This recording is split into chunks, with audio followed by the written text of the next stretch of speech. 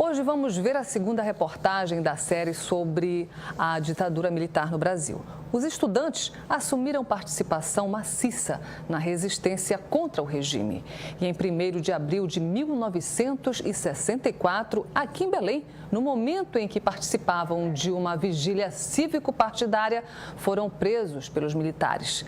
Essa foi apenas uma das várias investidas da ditadura contra os estudantes que aqui na região norte culminou com a guerrilha do Araguaia, onde os estudantes universitários e profissionais liberais foram caçados e executados a Amazônia adentro.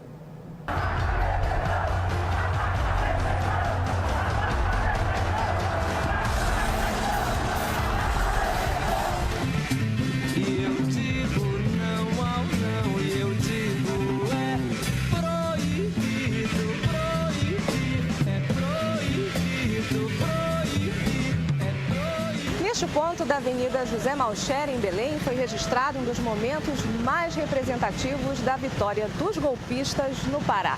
Em 1º de abril de 1964, no mesmo terreno onde hoje funciona este hotel, havia a sede da União Acadêmica Paraense. A entidade, dirigida pelo PCB e por um grupo denominado Independente, organizava aqui a vigília cívica. O prédio estava cheio de estudantes universitários e secundaristas.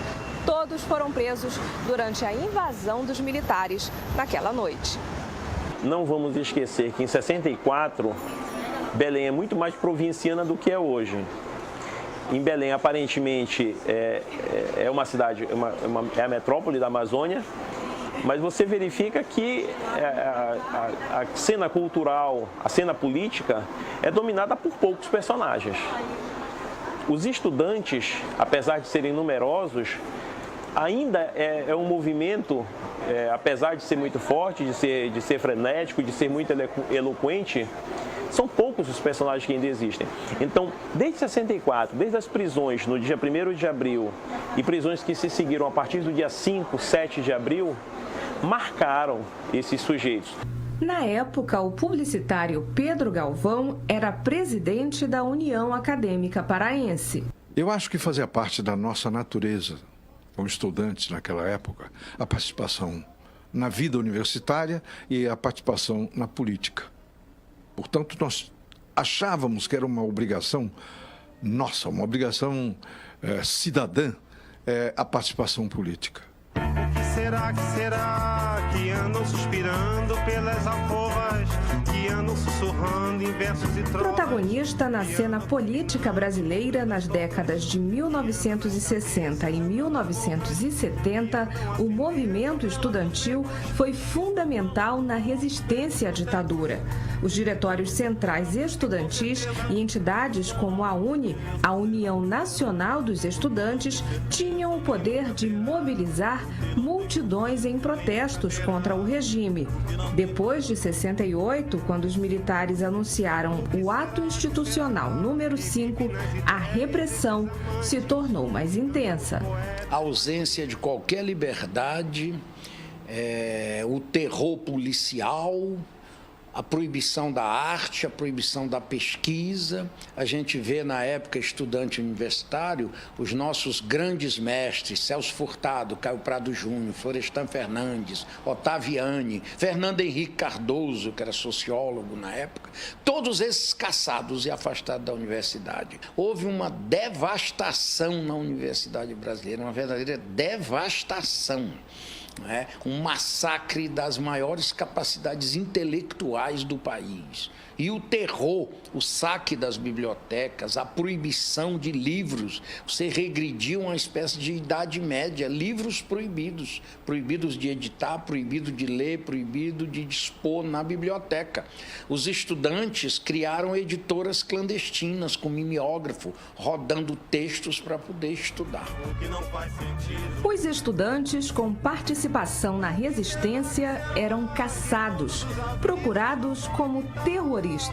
Muitos pegaram em armas. Entre 1967 e 1974, na divisa entre Pará, Maranhão e Goiás, a guerrilha do Araguaia pretendia derrubar a ditadura com o Levante Popular.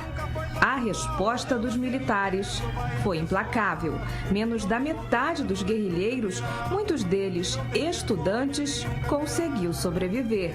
Na luta contra o regime, muitos tentavam levar uma vida sem levantar suspeitas.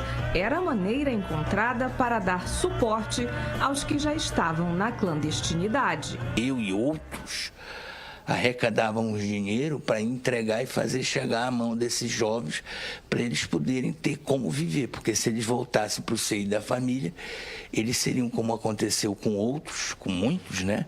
Seriam presos, torturados e assassinados. Esse era o grande risco. Então a minha participação era uma participação solidária, humanista.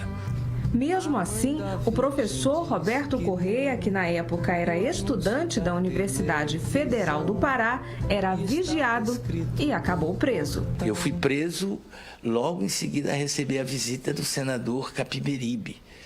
Era um dos que a gente ajudava, que estava na clandestinidade. Ele e a hoje senadora e a deputada Janete Capiberibe, né? Eles eram muito jovens, casados, e nos procuravam e a gente ajudava. Então, com todos os defeitos que tem a nossa democracia, ela é preferível à ditadura. Valeu lutar por isso, pelo retorno à democracia, ao Estado de Direito Democrático. E eu digo não, e eu digo não ao não, e eu digo proibido, proibir, proibido, proibir, proibido, proibido, proibir.